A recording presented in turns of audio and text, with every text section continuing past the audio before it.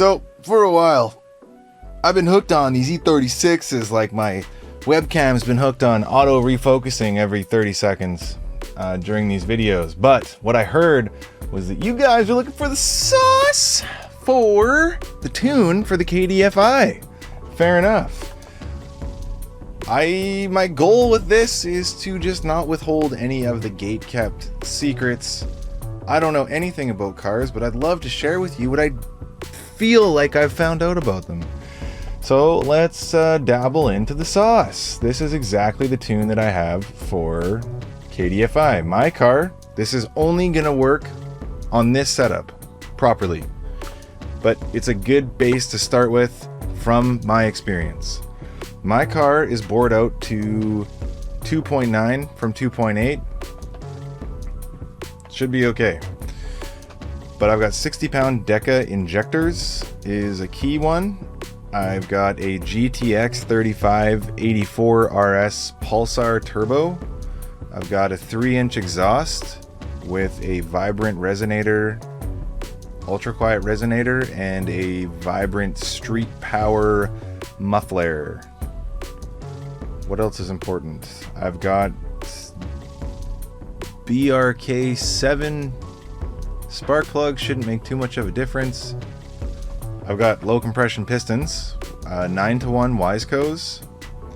This is for 93 Shell pump gas in Canada.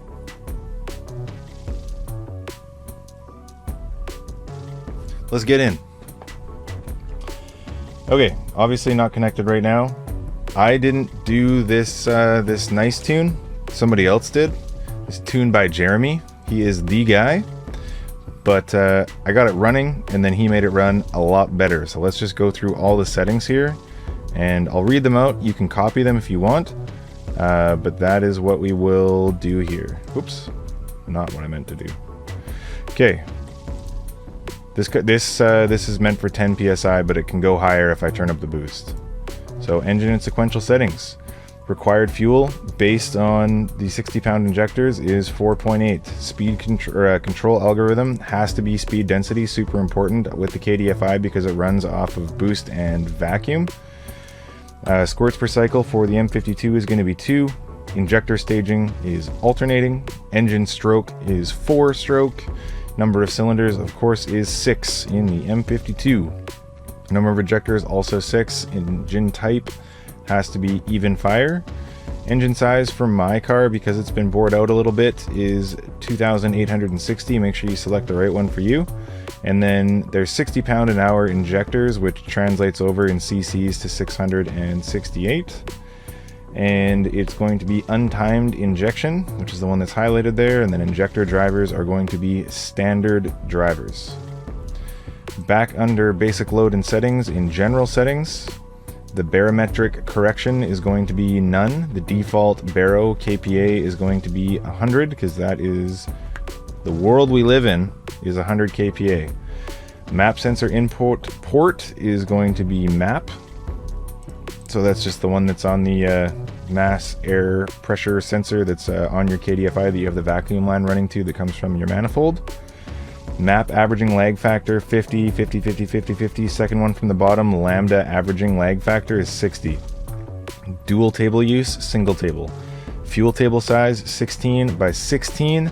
Megaview temp units, I have it in Fahrenheit, doesn't really matter.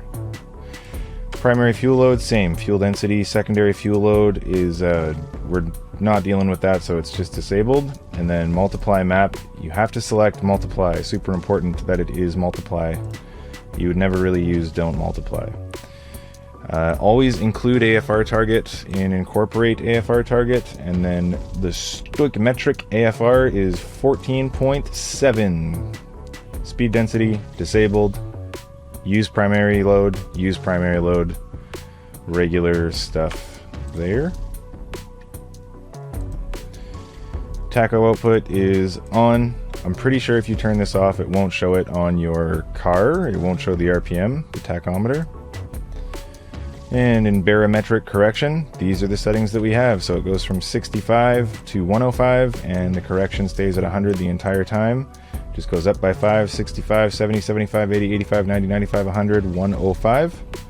And then back over here, we are in map sample settings. Use the event range. Do not use timed min. Back under basic load settings, mass air table, air density table. Air temp goes from -40 to 120, and the correction goes from 125.7 to 75. So we're going to go -40, -20, 0, 15, 30, 45, 60, 90, 120 for air temp. Under correction, it's going to be 125.7, 117, 108, 102, 98, 92.1, 88, 80.7, 75. Back under basic load and settings, cold loop correction. Never open this page. This is what mine looks like.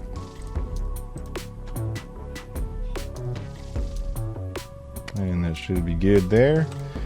Under fuel settings, injector dead time. This is calculated based on each injector, but for mine, it's calculated based on what injectors you have, is what I mean. These are just stock injectors. No, they're not.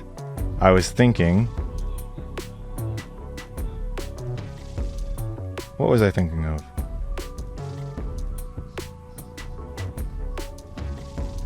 I was thinking of coil packs. For the Siemens 60-pound Decas, injector dead time is 0.682. Battery voltage correction is 0.2. PWM current limiting is off, and different bank settings is also off. Stage injection is off. Back to fuel settings. Overrun fuel cut is off. And then right above there, there's fuel sensor settings for flex, but we're just using regular pump gas. Ego control. This is going to be based on the O2 sensor that you have, the one that comes with KDFI's, like from the KDFI website, is just a single wideband.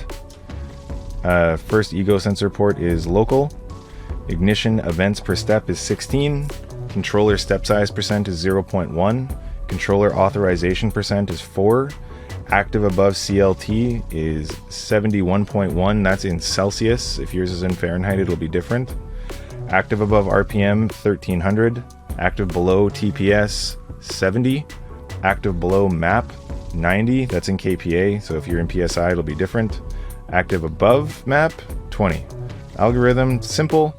Ego delay after starts is 30. Now we get into the special stuff, eh? We're getting to the real juice. AFR table. There she is. That'd be a lot of talking, so you can hit pause or whatever you like and just kind of copy this down. My car, I have the rev limit set at 6,800. Lots of people go to 7 grand or 7,300, but I'd rather just stay safer than sorrier. I'd made a mistake before, so fuel table, same deal. Copy her down.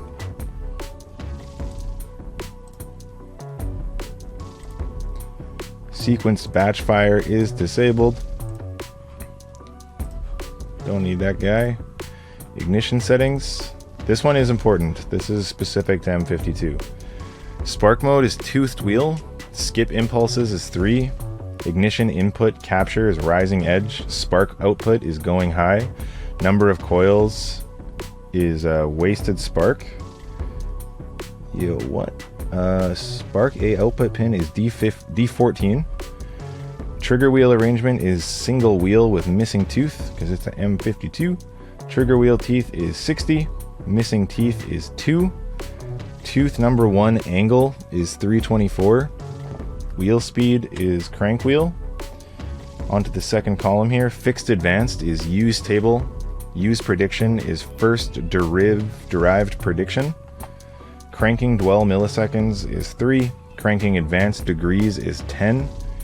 Toyota multiplex, not much Toyota going on in here, so that one's off. Dwell type, standard dwell, nominal dwell, milliseconds 1.5, spark duration 1, spark hardware latency 0.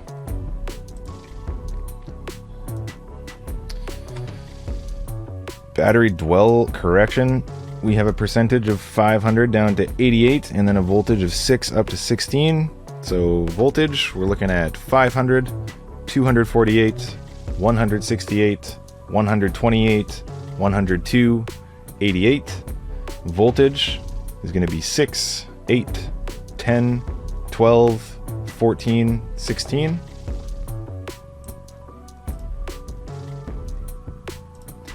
Cold advance, this one was kind of tricky to mess around with, so it might be specific to your car, or like of course it will be, but this is what worked for me. Coolant temp is going to go from -40 to 75, just kind of a wide range just in case. And then offset goes from 6 down to 0. So -40, -28.9, -17.8, -6.7, 4.4, 15.6, 26.7, 37.8, 54.4, and then all the way up to 75. And then the offset column, it's going to be 6, 6, 5.5, 5, 4.5, 4, 3, 2, 1, 0, blast off. Noise filtering, we did not enable, so everything is just off. Knock sensor settings, you know you bought a KDFI ECU, you don't have knock sensors. Maybe you do, but we don't. And the ignition table, same thing as before. This is the timing.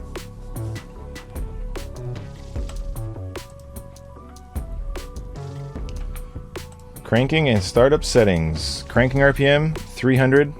Flood clear throttle position sensor percentage 65%. Cranking fuel pulse rate every event. Priming pulse delay 0.1. Ignore mass air temperature correction during ASE off. Priming pulse, we're going to go from -12 all the way up to 82.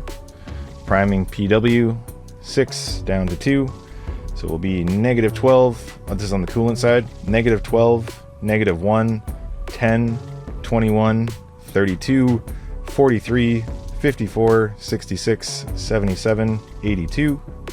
Prime PW, we're looking at 6, 5.6, 5.2, 5.4, 5.2, 4.8, 4.4, 4, 3.2, 2.6, 2, and 2 again. After startup enrichment, we're going from -12 coolant up to 82, and then the after start column is going to go from 58 down to 10. So on the coolant side, we're looking at -12, -1, 10, 21, 32, 43, 54, 66, 77, 82, and then the after start column is going to go 58, 55, 52, 47, 39, 32, 26, 20, 15, 10.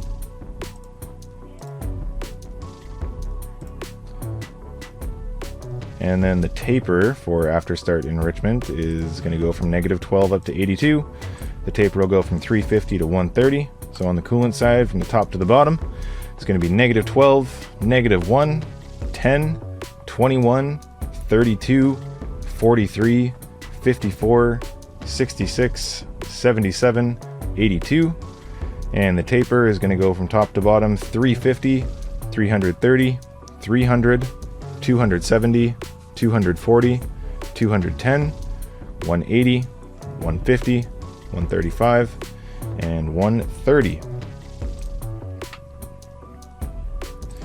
Warm-up enrichment, we're looking at coolant temps of -40 to 75.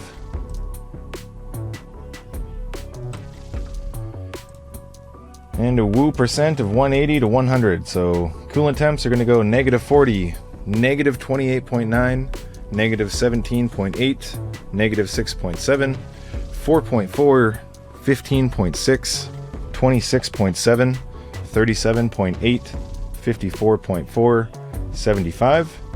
And then the woo percentage, we're always 100% woo.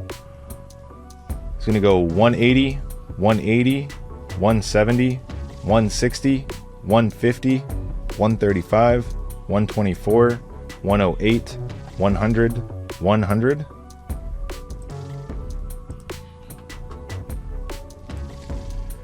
Idle control, this is if you have the idle control valve still on your car. If you deleted that, you can either get another one. I'd probably recommend getting one, or you're gonna have to tune it a little bit different. It's kind of tough to tune the idle without that. But in this case, we're gonna have the PWM valve 2 or 3 wire, and then we're gonna have it on open loop in the warm-up. Crank to run taper time is gonna be 2 seconds, or 2.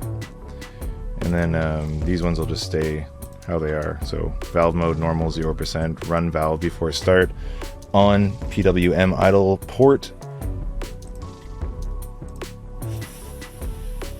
FIDLE, valve frequency 92 Hertz. Don't even know, not really sure about this stuff.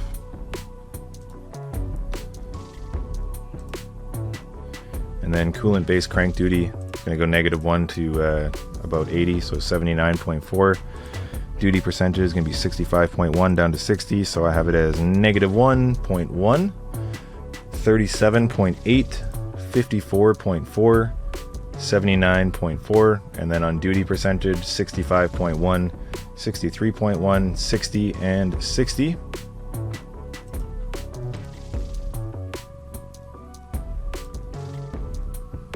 And then on the second table for this, -40 up to 75, from 63.1 down to 45.5. So the second table for coolant is going to go -40, -28.9, -17.8, -6.7, 4.4, 15.6, 26.7, 37.8, 54.4, 75. And then idle side is going to be 63.1, 61.2, 58, 56.8, 56.1, 52.1, 50.2, 47, 45.5, and then 45.5 again.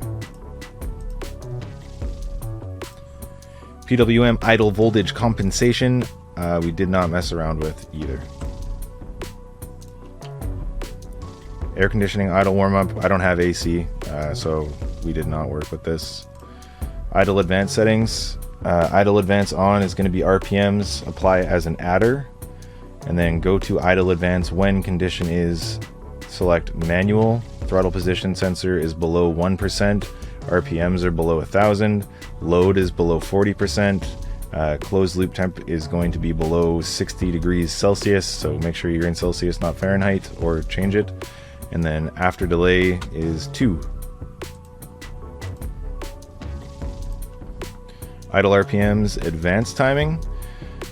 Degrees are going to go from 22 down to 15, and RPM is going to go from 400 up to 1100. So for degrees, we're looking at 22, 20, 18, 15, and 15 again.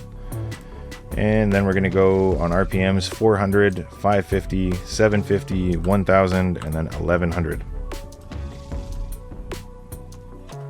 Under acceleration enrichment settings, wall wetting, we're going to have off, and TPS dot uses percentage of wide open throttle is going to be off as well. Time-based acceleration enrichment added, we're going to have 2, 5, 10, and 13. And throttle position sensor dot is going to be 200, 400, 800, and 1540. Down at the bottom, we will have Excel map dot threshold KPAs. It's going to be 100. End pulse width is 0. Excel time is 0.2. Excel taper times is 0. Excel TPS dot threshold is 50. decel fuel amount is 100. Cold Excel adder is 3 milliseconds, and cold Excel multiplier percentage is 130. Full Excel below RPMs of 2500, 0 Excel above RPMs of 5800.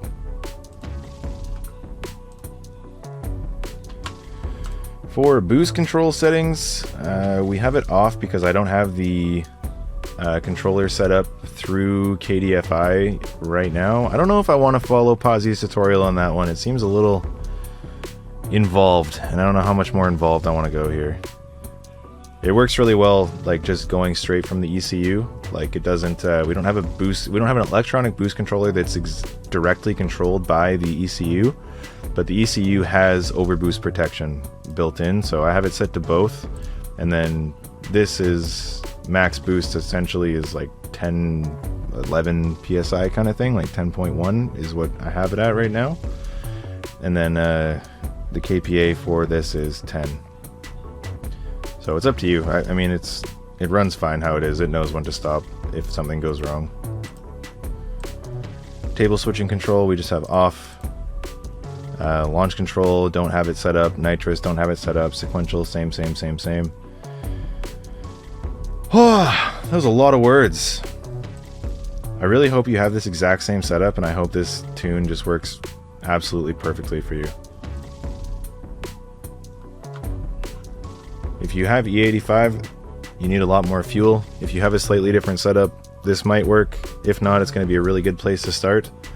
And if you want any help with tuning, go on the website in the description, e36turbo.com, and reach out to Jeremy for remote tuning.